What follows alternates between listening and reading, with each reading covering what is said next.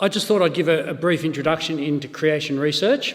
A little bit about what we do. I've been doing some very serious research in creation while I've been here.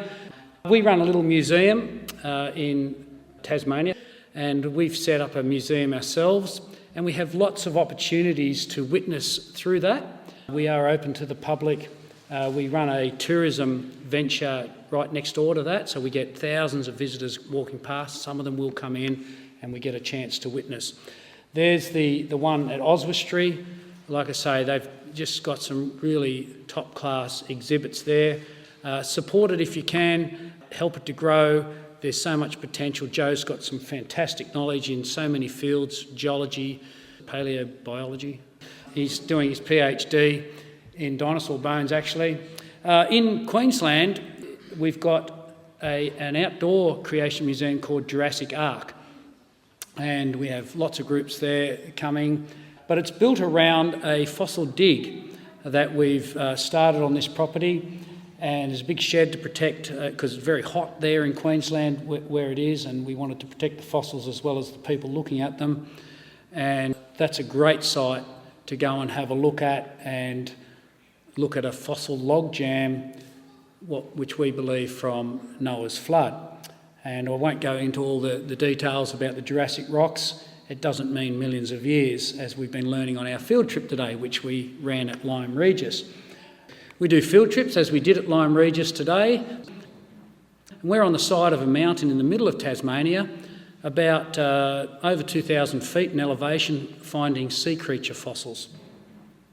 Now, why do we do this? Because it's really important, telling people the truth and the message of creation and the biblical record of history.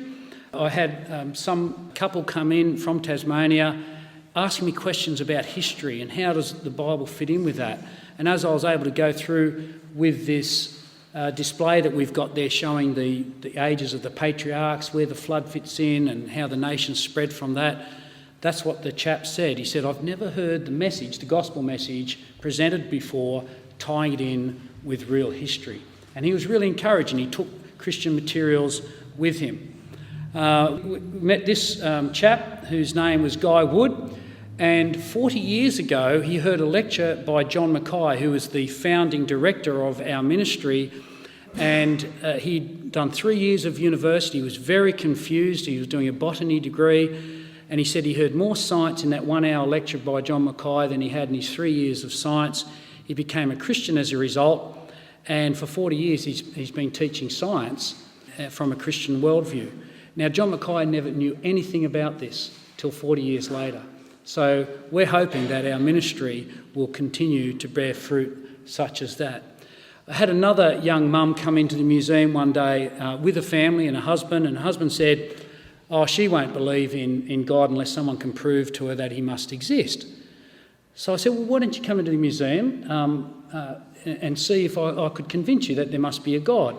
And I took her to a bacterial display that we've got, looking at the design in what's supposedly the simplest creature known to man, and the intricate design that they actually have. And after we went through this and a few other things, I asked her, have I been able to convince you that there must be a God? And she said, well, actually, yes, you have. And she took a Gospel of John with her. So it's up to her to read it, and the Holy Spirit to hopefully speak through that to her. So that's at one end of the scale. At another end of the scale, in terms of knowledge in science and so on, I had a fellow come in one day, and he was clearly quite knowledgeable about fossils.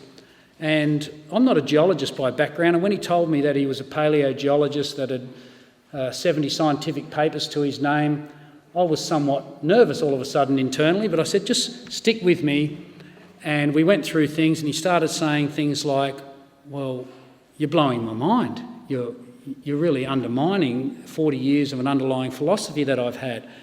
And as he walked out, this is what he said: it may just have been providence that led me in here this morning. And he took Christian materials with him as well.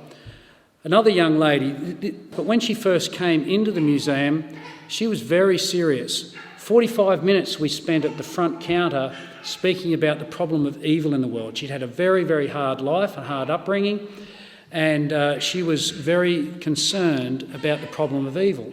Well, that's answered by Genesis, as I'm sure you're aware. The book of Genesis explains why there's evil in this world. And she willingly took a Bible that we were able to give to her. And she wanted me to sign in the front cover of it. And I said, well, I'm happy to do that as long as you realise I didn't write it. And I gave her a little Bible verse to go and check out about earnestly seeking the Lord. So that's just a bit of background about creation research. We've just put out, well, Joe in the UK has organised this and put out a new magazine, and it's a great publication, and we hope to get a couple of these out per year. Looks a little bit like a National Geographic, except a truthful one. Now, the topic tonight that I wanted to look at is about environmentalism, and it's a field that I've had a fair bit to do with because I worked in forestry. It might horrify some of you, hopefully it doesn't, but that I was actually involved in logging old growth forest as my job when I first left university. I'm a trained forester. I've got a master's degree in botany as well, and it's what we did. It was managing the forest for the good of humanity and trying to balance out the needs for the environment and so on. We had lots of environmental protests at different times in different places, and we'll cover a couple of those things. But it's a sensitive subject to a lot of people, because I can pretty well guarantee that everyone in here has got your own view on what it takes to look after the environment. And they'll probably vary. They may even vary to the person sitting next to you. We all have this opinion as to what is the best way to manage the environment. But your worldview, your underlying worldview, will drive that approach.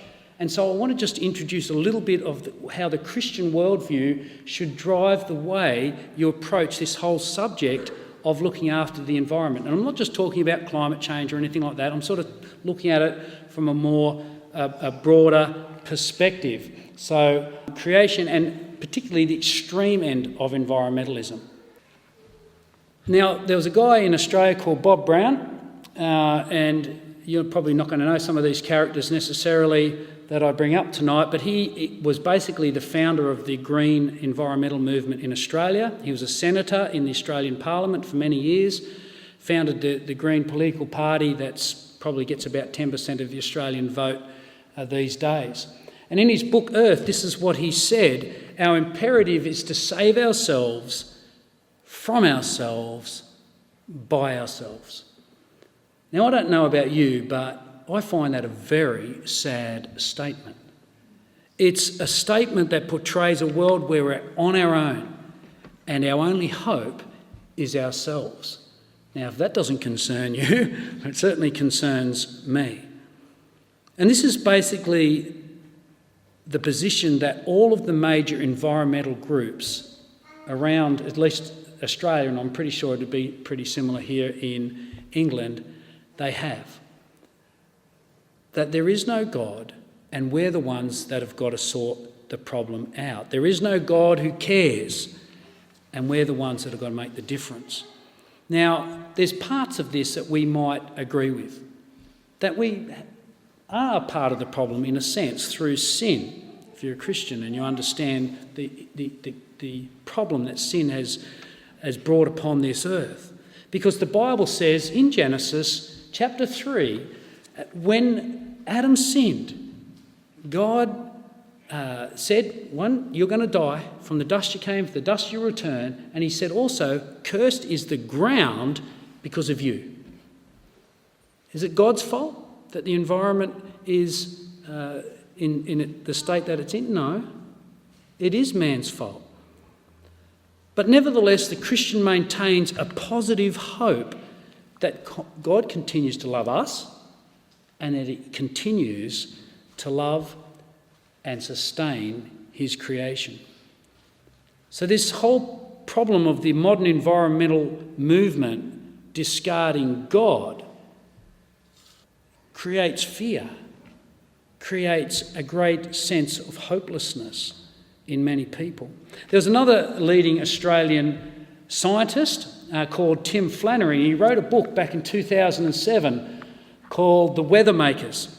And have a look at that billboard behind him where it says, and you thought God made the weather. He's mocking this whole concept that God is even there. He's an atheist, of course. And in his book he says this: right now our fate is in our hands because we're the weather makers and we already possess the tools required to avoid catastrophic climate change. Do you see the boasting in this? This is one of the big problems of the whole climate change aspect of environmentalism, is the elevation of man to a God status. We even control the weather. Well, the Bible warns us against this sort of boasting. And we could have a whole sermon on that. I'll just raise this one passage in Timothy where the Apostle Paul was writing to Timothy, and he said, there will be terrible times in the last days. People will be lovers of themselves, lovers of money, boastful, proud, abusive, disobedient to their parents, and so on. But you know, Flannery, this is 2007, he should have been silenced, because during this time in 2007 there was a major drought in Australia, and particularly on the eastern seaboard of Australia where we live. We're down in Tasmania, of course, but there was a drought right down through Sydney. And the Sydney-Warragamba Dam, which is the domestic water supply, was very, very low. And Flannery said, he said that this drought is going to be permanent in eastern Australia because of climate change. And he made this famous, now infamous quote perhaps: even the rain that falls isn't actually going to fill our dams and river systems, quote unquote. However, since then, eastern Australia has been subjected to repeated major flooding events. And the Warragamba Dam has spilled in 2012, 2016, 2021, 2022, 3 times last year, and 5 times so far this year. He should have been silenced, but he hasn't been, because what happens is the story is then flipped and says, oh, major flooding is a result of climate change. Perhaps it was God just reminding Flannery and others that there are bigger forces out there who really control the weather than mankind. Because in 2022, there was a major eruption in an underwater volcano near Tonga. I don't know, any of you remember that volcanic eruption?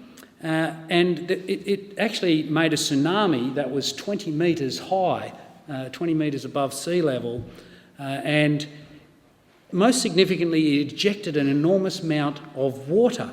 And here's an article in our Australian Broadcasting News there saying how the Tongan volcano eruption will likely impact the weather in Australia and maybe around the world, but at least Australia, for up to 8 years.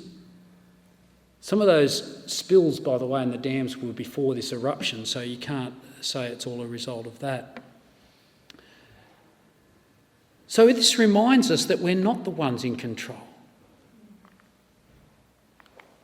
And here's a passage from the Psalms that reminds us that man is like a breath. His days are like a passing shadow. Make you feel insignificant? Insignificant in the way the world works and what impact you really have when you understand there's a God who's in control, a creator God who's in control. But the removal of God by environmental groups and atheists and so on in this whole debate is widespread. And I just want to bring a few examples up. The Wilderness Society, one of Australia's major activist environmental groups, one that I had come across quite a bit when I was working in forestry, is all about wilderness areas, vast areas of wild places. And I'm not opposed to this, by the way. I love wilderness areas. We've got heaps of them in Tasmania. In fact, 60% of Tasmania is in reserve. Outside of Antarctica, we're the most reserved jurisdiction on Earth. Do you realise that? We've got huge wilderness areas and we love to go and walk and camp in them and all sorts of things. So we agree with that. That's fine. But we need to be aware of the underlying philosophies of some of these groups and what they're pushing and why they're pushing it. So on their website, they say that they're a not-for-profit organisation whose principal purpose is to protect, promote and restore wilderness and natural processes for the survival and ongoing evolution of life on Earth. You need these vast areas of wilderness to allow evolution to continue along. And they define wilderness as this. Wilderness is the result of millions of years of evolution and is a critical source of the things that we often take for granted, such as clean air and water. It's a biological treasure house showing humanity how the world once was. Now, as a believer in creation and a good world, and the fact that there was a flood that destroyed that good world, 2 Peter chapter 3, Genesis 7 through 10, I believe that the world we see now isn't really telling us how the world once was. It might be a small snapshot, but it's not a fraction of the goodness that it was when God first created it. But the belief system underneath the wilderness society is that the environment is fragile. It's taken millions of years to evolve gradually and slowly to get to this point. We've got to preserve these vast areas to allow this slow, gradual process of evolution to continue on for, well, I suppose, millions more years. We therefore must leave these vast tracts there. Again, God and his authority over creation has no part in it. Indeed, God's mandate for people to govern and care for creation is removed as these groups believe man is the problem. Now, in Tasmanian wilderness areas, you're not allowed, well, there's a lot of restrictions on flying aircraft over it. There's a big debate in there at the moment that one fella has got a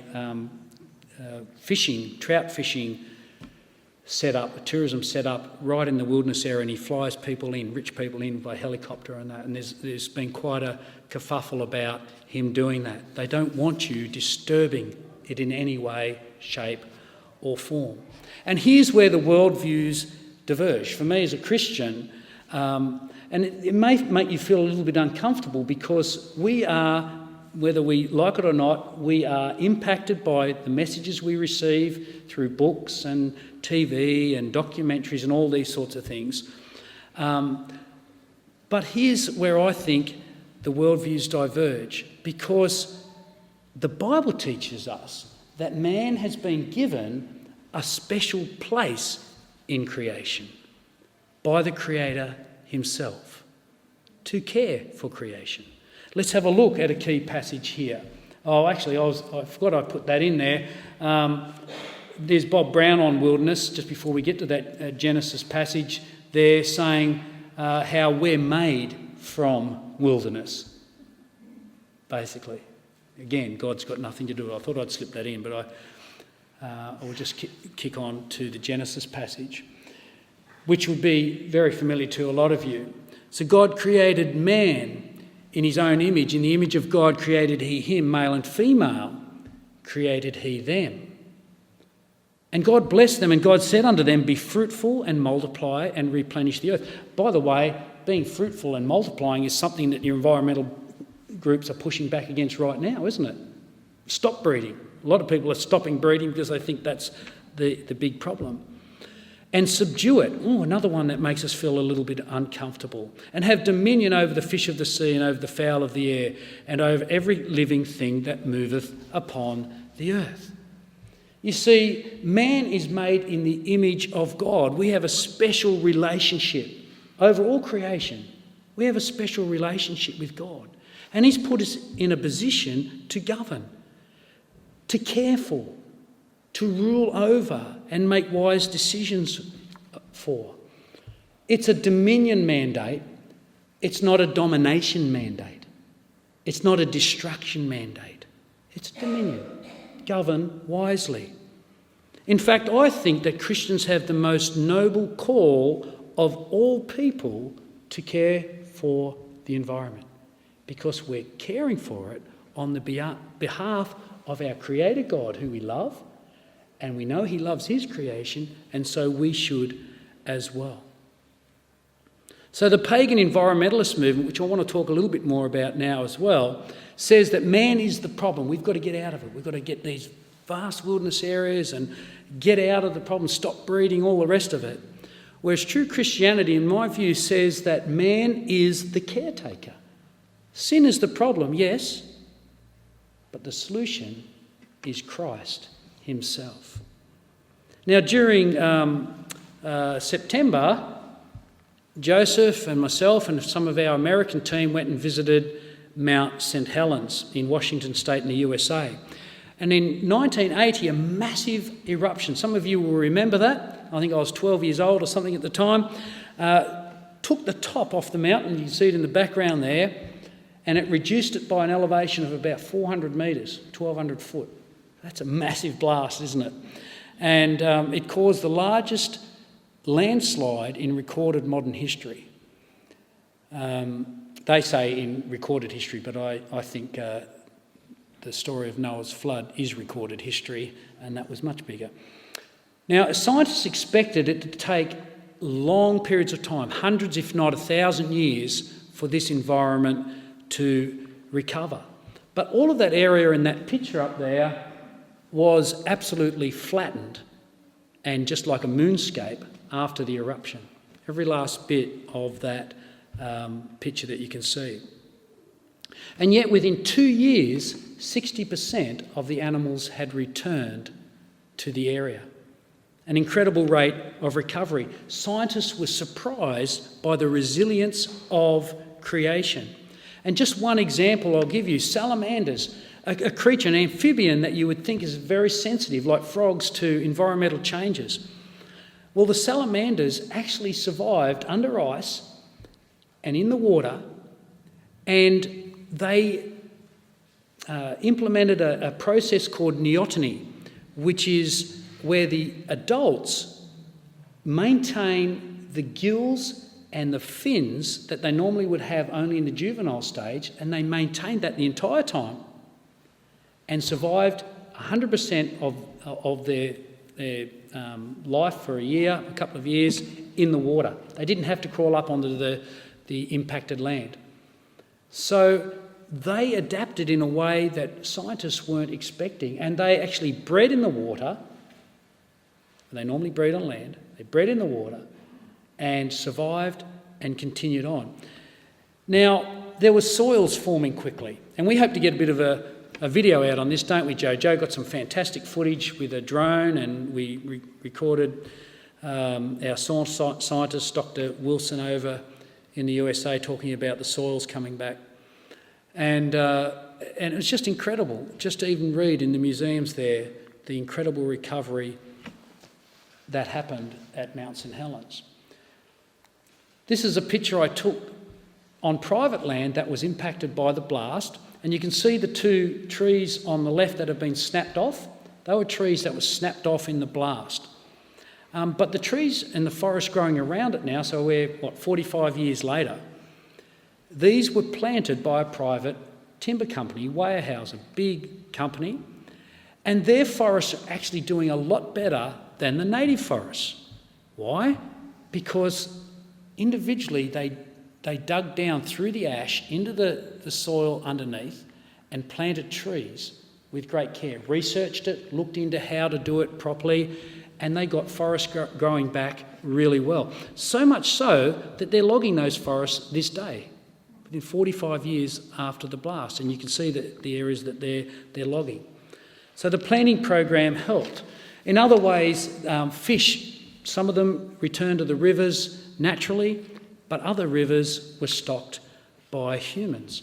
Hunting was initially banned so that some of the wildlife populations could recover. But now the elk herds have recovered so strongly that they're actually starving each other out when winter comes, such that there's now signs up there asking people, what should we do? Should we reintroduce wolves, or should we allow hunting to happen again so we can control these populations? See, you can't take mankind out and have necessarily the best results. Man is there to make decisions, to manage, to help things along. Sometimes we make good decisions.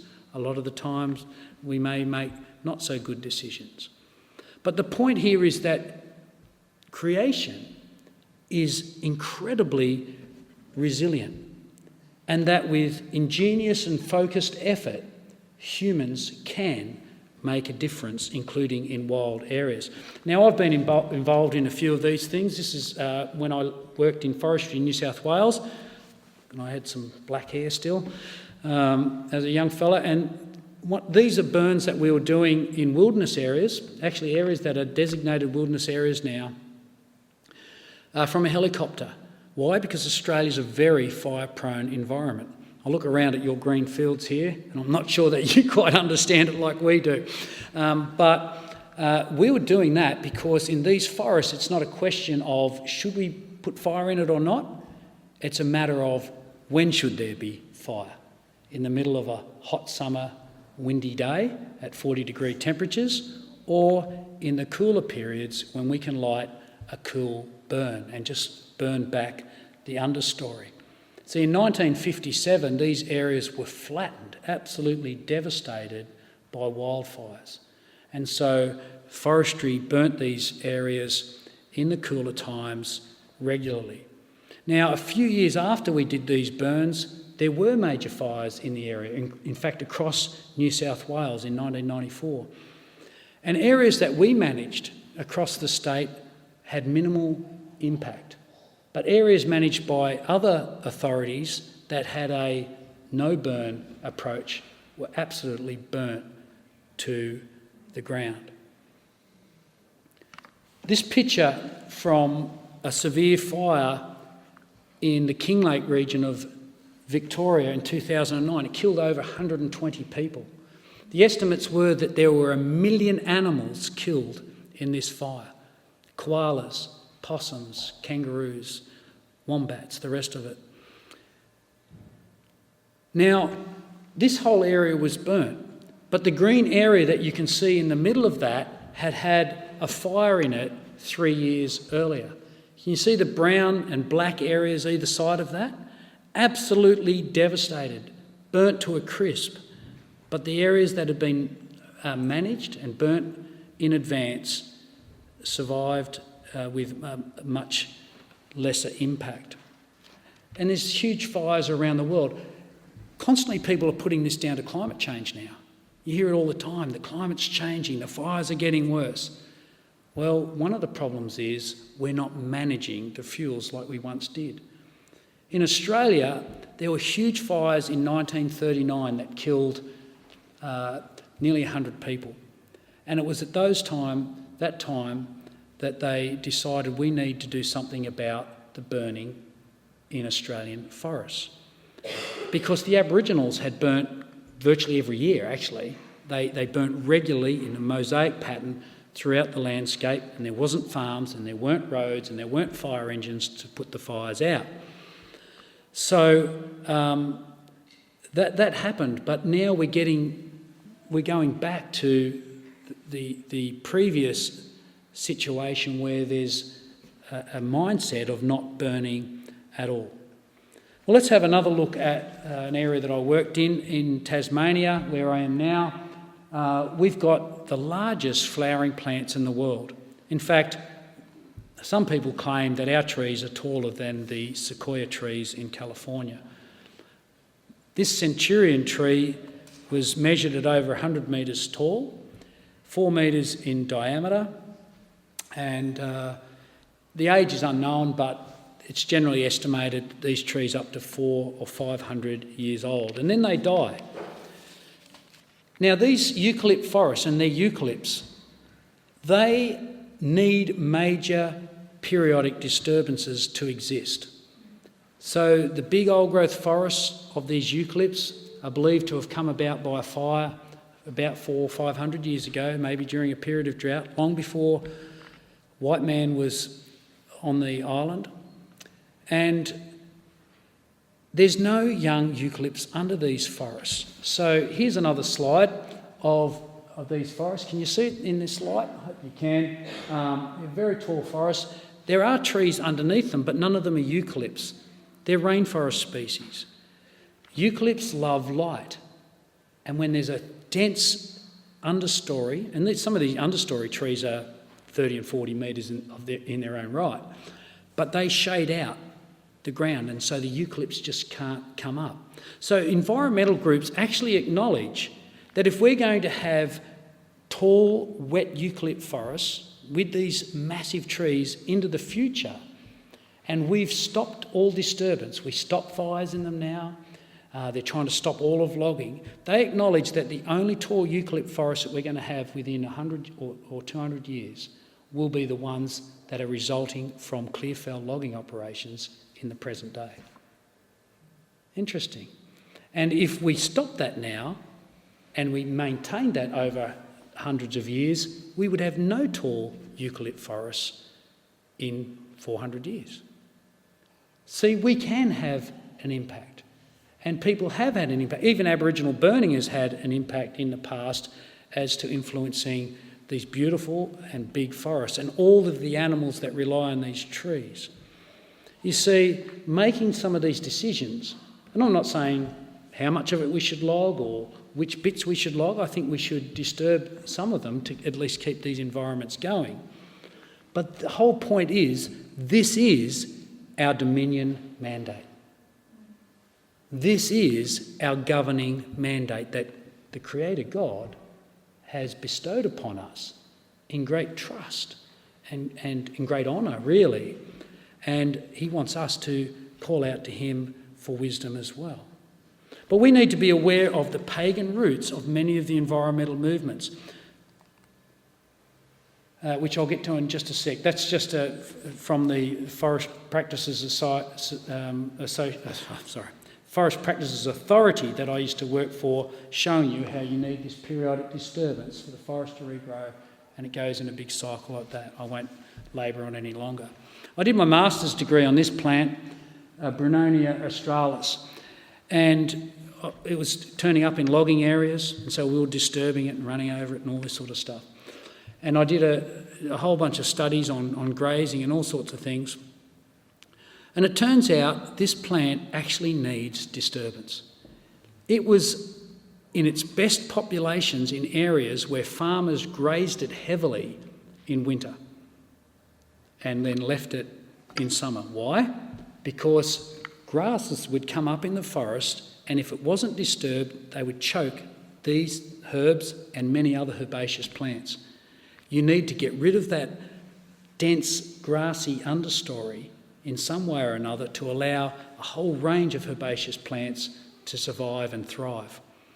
And so in some of the reserves where this plant occurred, it was actually diminishing and almost to the point of disappearing because understory shrubs, grass, choking it out.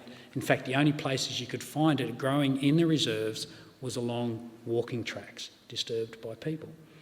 So proper managed disturbance is actually beneficial for this plant. And I could give you many, many examples of that I've come across over the years. This is our Dominion mandate.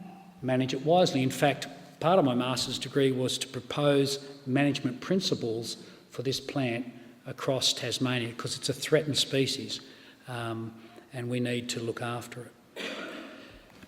Now, getting on to the pagan roots that I wanted to mention a few minutes ago. Back in the early to mid-1990s, I actually camped undercover with protesting environmental groups. So I was reporting that back to the police and to the Forestry Commission. I probably didn't realise how dangerous it was going to be until I was in it. Some of these people were fairly dodgy. But what I wanted to pull out of this is the way they behaved, because I was shocked that they would start playing bongo drums around a fire about dinner time. And I thought, okay, that's interesting. No other instruments, no singing, just these bongo drums and this sort of constant rhythmic thing, and they'd swap and another one would come in and play. This went on all night, right through. They moved the drums into the forest, and this was a religious activity. They were on drugs, heavy drugs, and there's a lot of drugs in these groups in the environmental movement in Australia.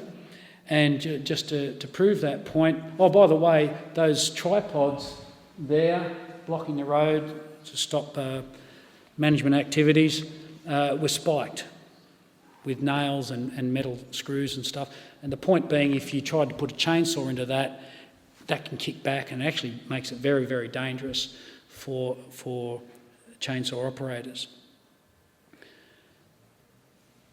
Now, you might agree that some of these areas might not be logged. That's not my point. The point is, what is the underlying philosophy of these groups driving it?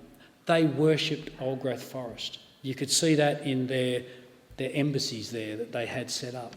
They literally worshipped the forest. That's pantheism. God is in the tree. You chop down a tree, you're chopping down God. That is the underlying philosophy they had. And this is a town in northern New South Wales. I took my son there who was studying at the nearby university. He couldn't even believe such a place existed. That was just one shop of dozens in the main street there, a place called Nimbin. And you see the Eye of Horus right at the top of that building. There's lots of spiritual overtones in these places. And lots of occultic activity involved as well. Now, this spiritual connection to the environmental movement is widely acknowledged. In fact, this is Bob Brown again, our senator from Australia, who says this in his book Planet Earth: the idea of responsibility to Earth as our life source and spiritual anchor echoes through modern environmentalism. He's admitting that there's a strong spiritual component to the environmental movement. Earth is God and is our life source.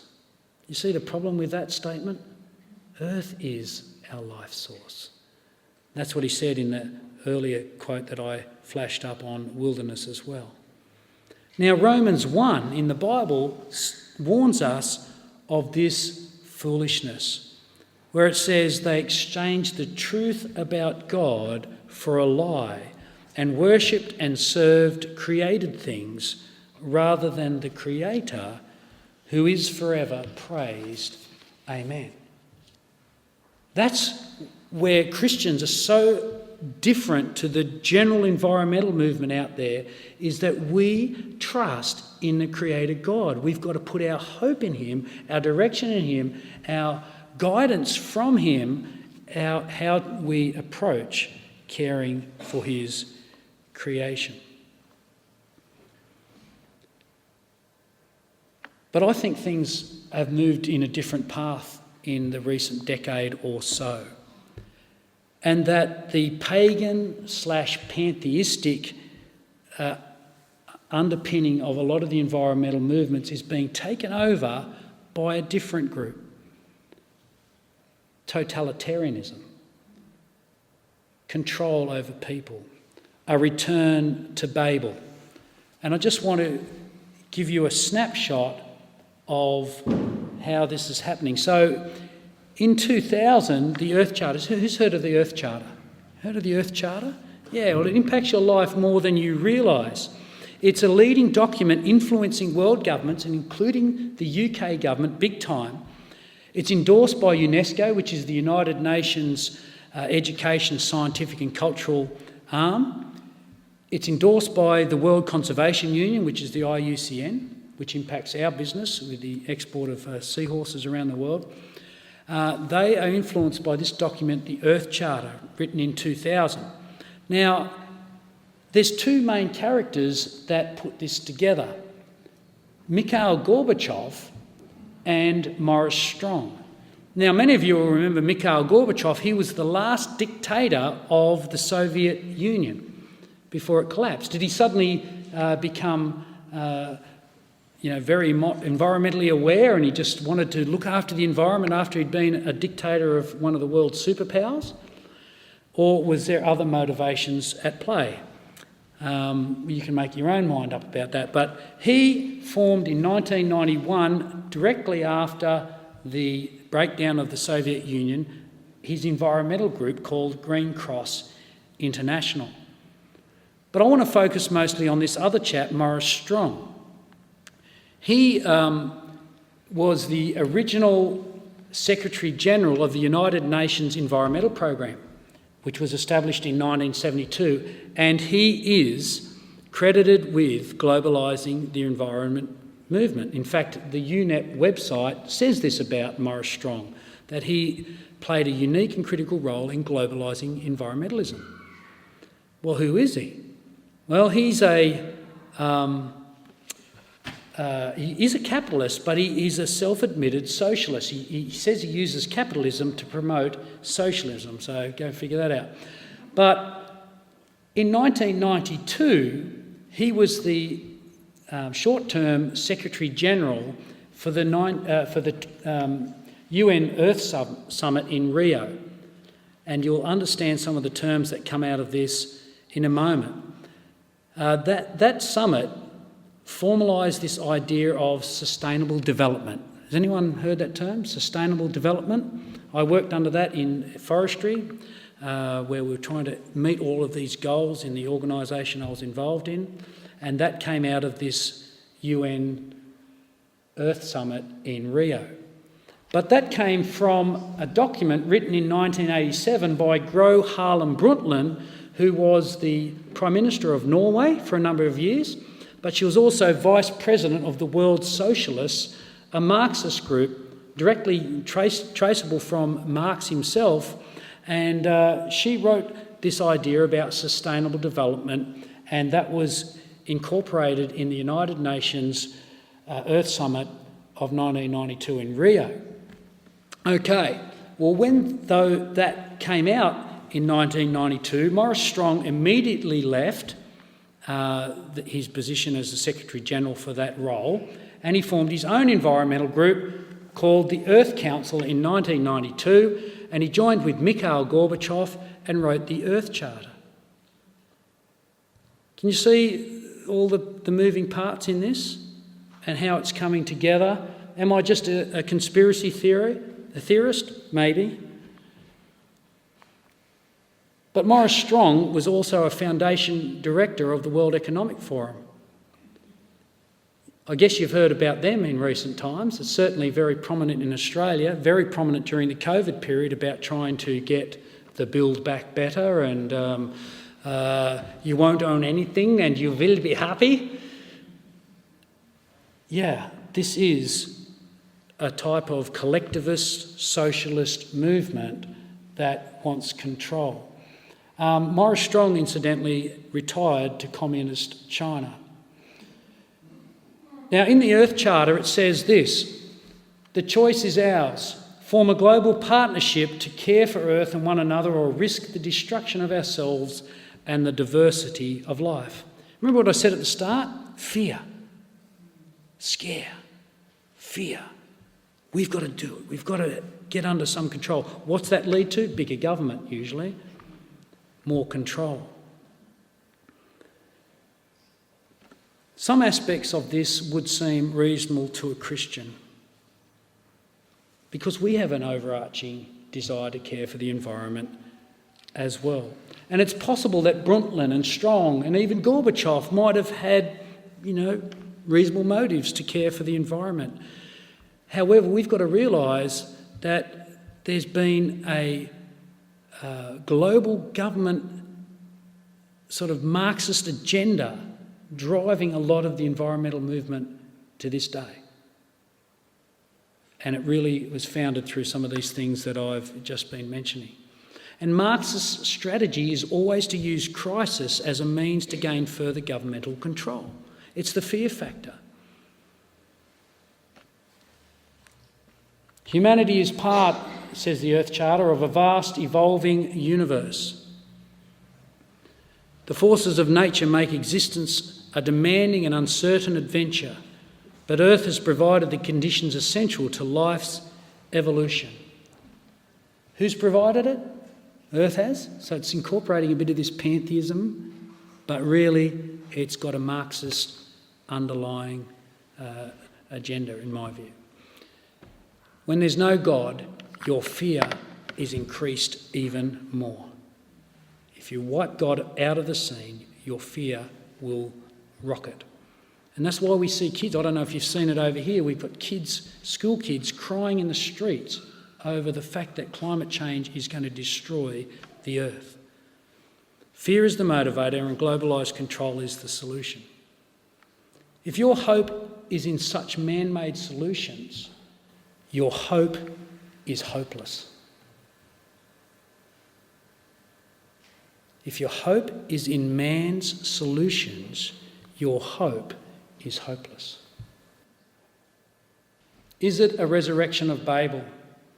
Now, the Club of Rome, when I first started investigating, I thought, the Club of Rome, that's just conspiracy theory. You only have to go and look at their own website to realise it's real. They've got their own website, go and check it out. It was formed in 1968, globalist elites. And in 1991, around about the same time, the Rio Summit, the Club of Rome were meeting, and this book, The First Global Revolution, was written. And this is what it says in it. The topic of recent Club of Rome meetings has been the Great Transition. We are convinced that we're in the early stages of the formation of a new type of world society. Build back better. One world government. Interesting. Is it a fear that we should, as Christians, be worried about? Well, it's good to be aware of it, perhaps. They also said this: only if all the inhabitants of the planet realise that they are facing immediate and common dangers can a universal political will be generated for united action to secure the survival of humanity. This is why we call for the creation of world solidarity.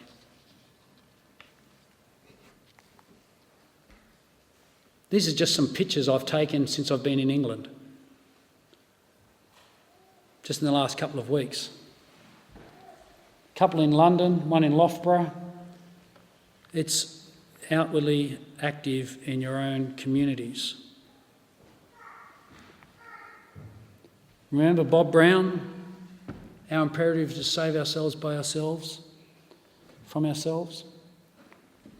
It's getting quite concerning. Just in the week before I left to come over on this trip, the Australian Human Rights Commission was proposing new legislation to stop misinformation and disinformation around climate change online and elsewhere. So if you want to present alternative ideas, they'll shut you down because it's a human rights issue according to them. We'll see where that goes. Now, it's important for Christians to realise that sometimes Christianity is blamed on the environmental movement. Did you realise that? This is a really well-known, if you're in this sort of scene, this is a really well-known article by a guy called Lynn White Jr., written in 1967, that said, Christianity insists that it is God's will that man exploit nature for his proper ends. Christianity made it possible to exploit nature in a mood of indifference to the feelings of natural objects. What was his solution? It was to get rid of Christianity, get rid of God. And that's what he said. More science, more technology are not going to get us out of the present ecological crisis until we find a new religion. Now, do you think this is a one-off?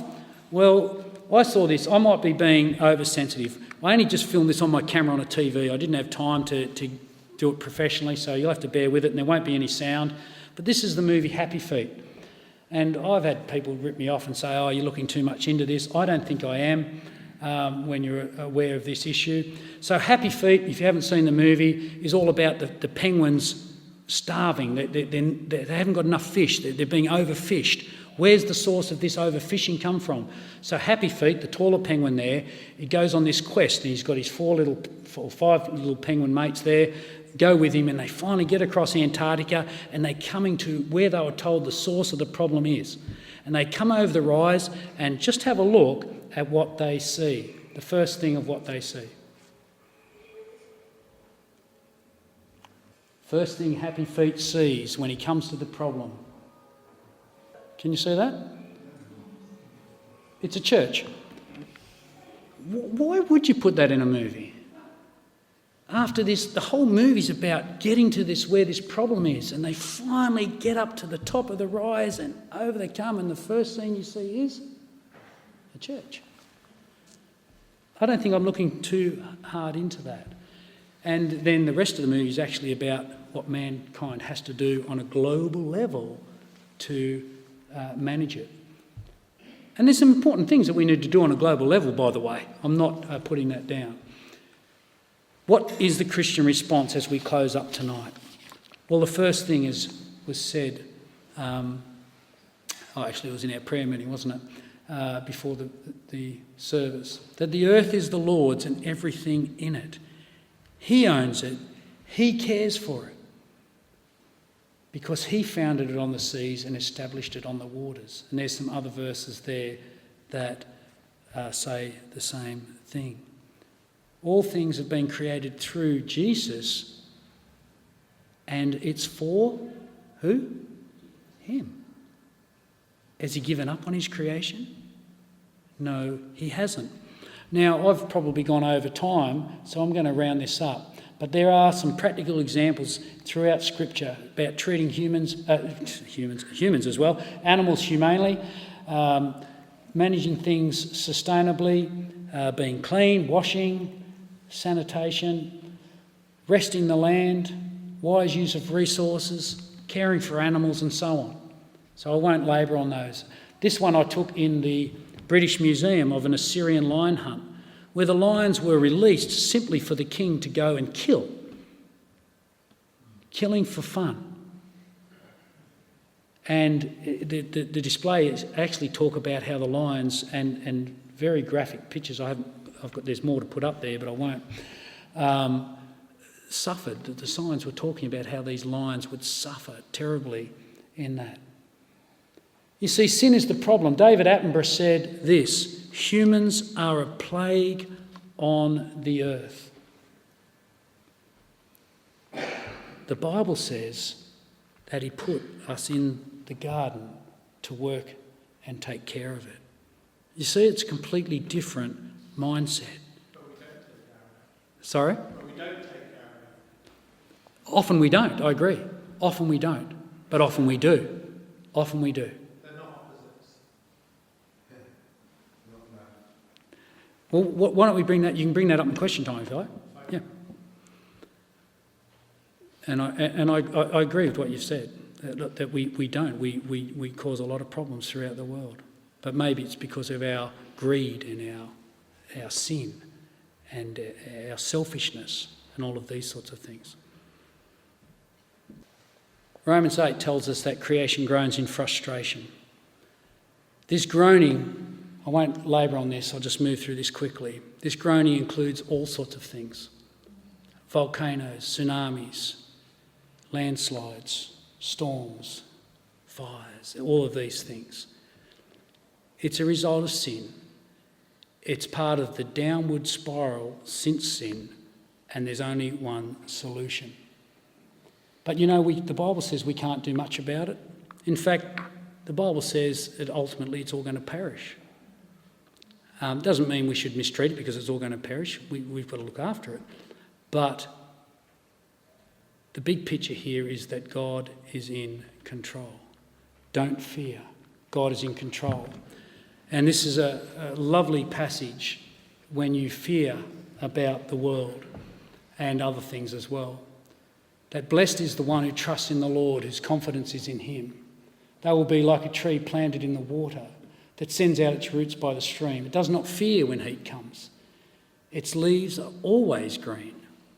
It has no worries in a year of drought and never fails to bear fruit. And it's God that's upholding all things by the word of his power. How do we manage the environment? We need to seek wisdom from God. We need to look to him.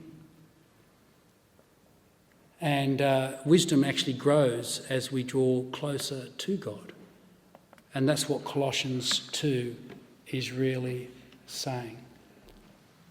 My goal is that they may be encouraged in heart and united in love, so that they may have the full riches of complete understanding, in order that they may know the mystery of God, namely Christ. That's the first bit of wisdom that we need to seek Christ, in whom are hidden all the treasures of wisdom and knowledge.